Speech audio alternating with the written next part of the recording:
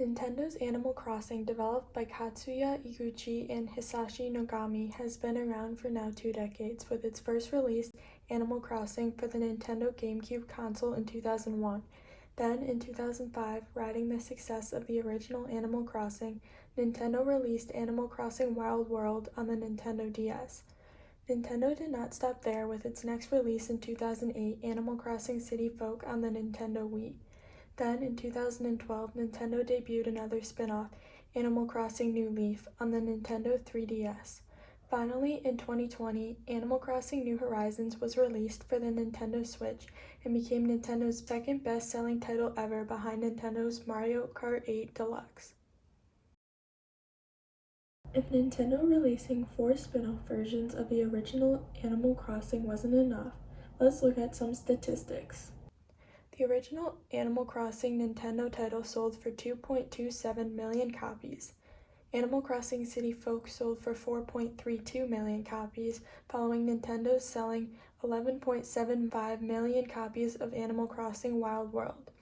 Then, as if the 12.82 million copies of Nintendo's Animal Crossing New Leaf wasn't enough, Nintendo's latest Animal Crossing New Horizons sold 31.18 million copies in just the first 10 months of its release.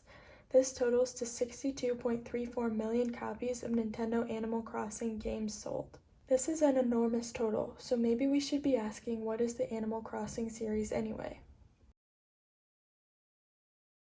Nintendo's Animal Crossing series is considered social simulation games. To play the original Nintendo Animal Crossing, players enter the virtual world as a young boy or girl ready to start a new life in a small village that has been inhabited by anthropomorphic animals or animals that have human characteristics. Because of your lack of accommodations upon arriving to the village, the raccoon Tom Nook offers you a house in return for you working for him and paying off your debt. This is the same plot in Nintendo Animal Crossing Wild World and Nintendo Animal Crossing City Folk, taking on errands and selling items to pay back the loans. There's a slight twist in Nintendo Animal Crossing New Leaf where you enter the world and are mistaken for the mayor of the small town. You start off by buying a home from Nook Homes, and then you increase your mayor approval ratings by doing various tasks. This is similar to the story plot in Nintendo Animal Crossing New Horizons, where you are on a vacation island acting as the mayor, starting when Tom Nook provides you with a tent that you will pay back the loan for. As mayor, you can make developments to your island as you see fit.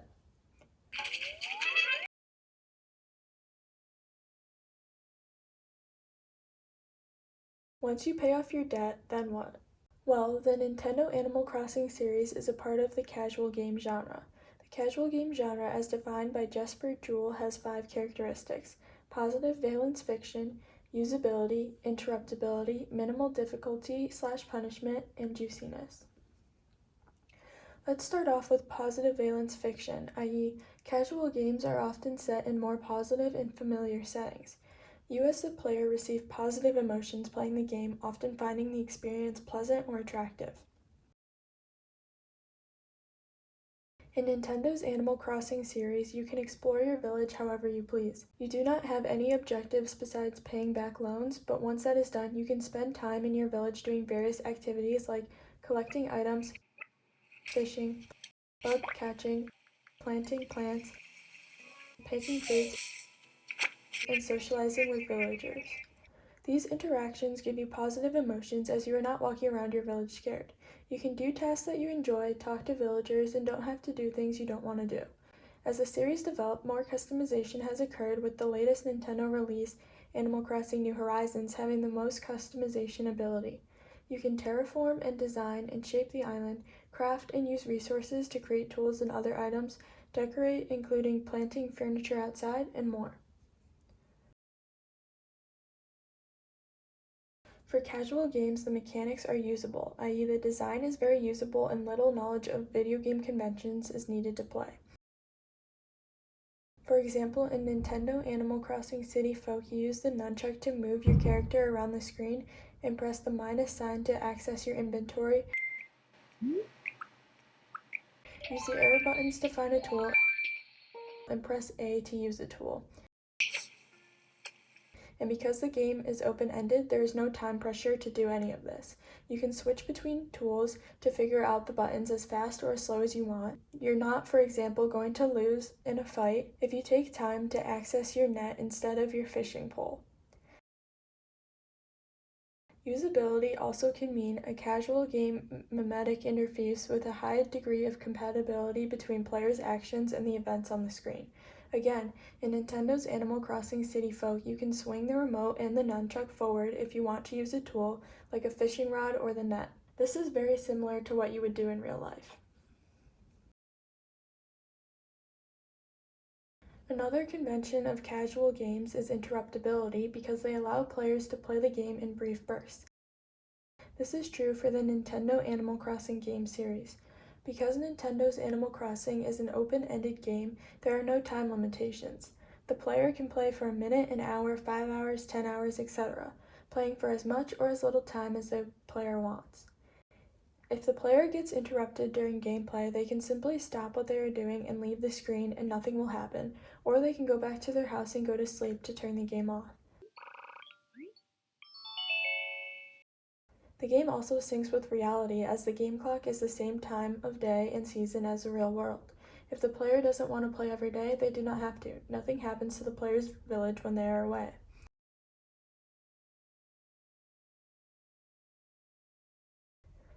This ties in with the next feature of casual games, minimal difficulty/punishment. They are easy to learn and do not severely punish players for mistakes. In the Nintendo Animal Crossing series, for the most part, you go on with your life with no worries in the world. However, sometimes you can encounter bees instead of fruits when you shake a tree.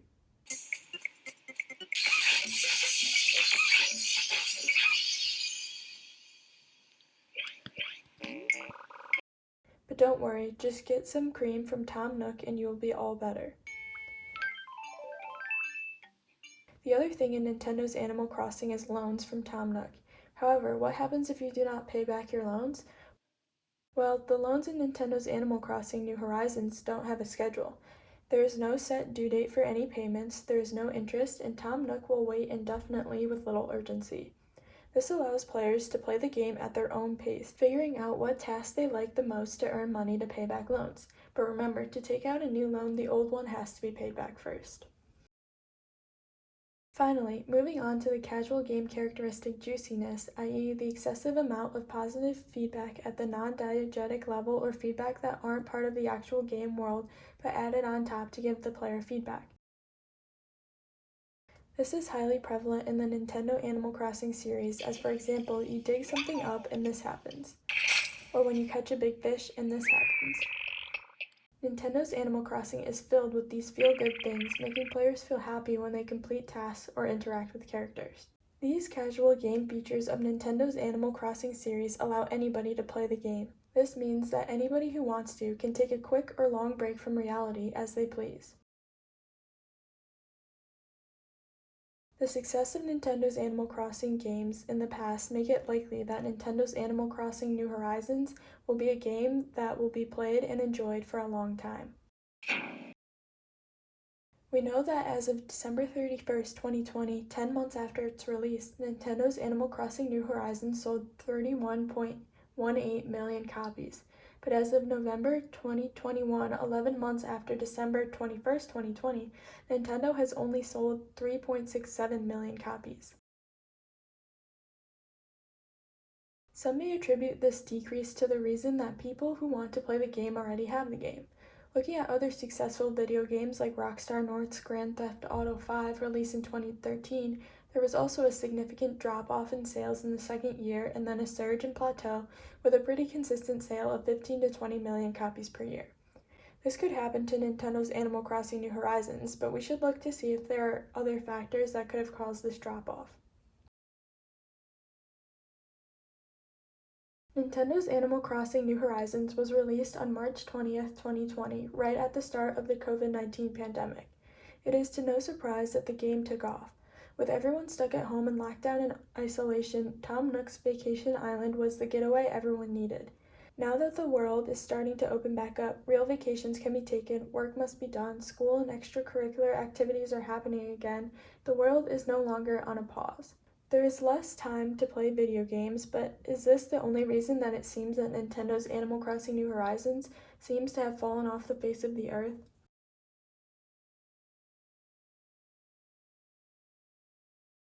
Clearly, as many players put more time into Nintendo's Animal Crossing New Horizons, they started to see many flaws. Terraforming is the ability to sculpt and shape the island however you want. However, there is no grid view, so you cannot actually see what square you are working with. It is also a tedious, drawn-out process to sculpt mountains and dig water features. At the same time, if you want to add bridges and inclines, you can only add 8 of each to your island. But there is no warning about this, so if you want to add more, you are out of luck. There are also many more customization options in Nintendo's Animal Crossing New Horizons, however the storage space remains minimal. You can put furniture outside, allowing for more storage and customization, but the frame rate drops, creating frustrating graphics on the Nintendo Switch. There are now thousands of clothing and furniture options with several colors, but each shirt takes up its own slot even if it is the same one in different colors. If you want to line your island's entryway with 50 stone lanterns, then you better free up 50 spaces in your inventory. If you want to keep your flowers in your home storage so they won't accidentally get trampled as you are building your garden, too bad, they can't be put in storage. If you are building something on the other side of your island and need something from storage, too bad, you have to walk all the way back to your home to get that item. If you are working on a project in your own home and need a tool from storage, too bad, you can't just grab it. You have to go into your home storage section to get your item. This ties into interruptibility and timing issues. For example, if you want to craft 20 pieces of fish bait, you have to craft each one individually with a 5-second animation each time, 20 times in a row. So, for the player who only has a few minutes and wants to get some errands done, they have to spend tedious time going through tasks and dialogue over and over again. Another example of this is when you are booting up the game and Isabelle, your resident assistant, gives you daily updates. But these updates aren't skippable and get repetitive quickly. They also leave out information players may actually want to know, like what the weather forecast is, if there will be a meteor shower that evening, and what travel merchants are visiting the island today. The juiciness of the infamous villagers and characters has also decreased. The villagers are divided into 8 personality types: normal, peppy, sisterly, snooty, smug, cranky, lazy, and jock. In previous Nintendo Animal Crossing games, these different personality types and cutesy designs were distinguishable. Now villagers who have been cranky or rough around the edges are toned down. They have become dull and lifeless with virtually identical dialogues. There are also players' favorites missing from the game. Where is Gracie the fashionista giraffe or Brewster the cafe-owning pigeon? Where are the gyroids, the famous furniture items based on Japanese Hanuma figurines? Where are the holidays and celebrations that usually come with the game title? It is clear that despite Nintendo releasing another Animal Crossing game to their popular series, they are not immortal to pushback. The Nintendo Animal Crossing New Horizons features were not casual enough for players, and this has caused issues with the social simulation game that thrives on casual ability. Hopefully Nintendo will listen to players' issues and concerns and come up with an update that will make the game more casual again, so that the Nintendo Animal Crossing franchise will not become just another memory.